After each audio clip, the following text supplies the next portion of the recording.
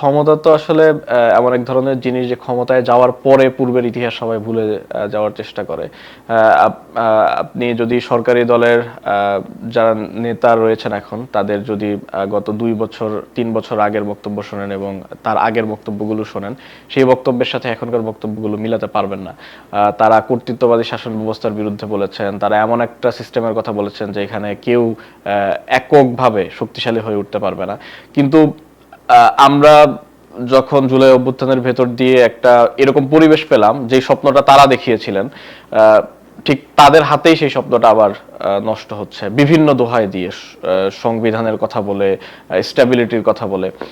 তো আমি মনে করি যে তারা তাদের যে জায়গা এবং এর আগের রেজিমের যে সাথে যেটা হয়েছে সেটা থেকে তারা শিক্ষা গ্রহণ করবেন। আমি মনে করি যে গণতান্ত্রিক যে ট্রানজিশন, সেই ট্রানজিশনটা যদি তারা স্মুথ করতে পারেন তাহলে তাদের ভবিষ্যতই আমি মনে করি যে সকল দিক দিয়ে তাদের জন্য পজিটিভ থাকবে। যদি কেউ কর্তৃত্ববাদী হয়ে উঠতে চায়, এই অঞ্চলে কর্তৃত্ববাদী হয়ে উঠে খুব বেশি দিন কেউ টিকে থাকতে পারেনি।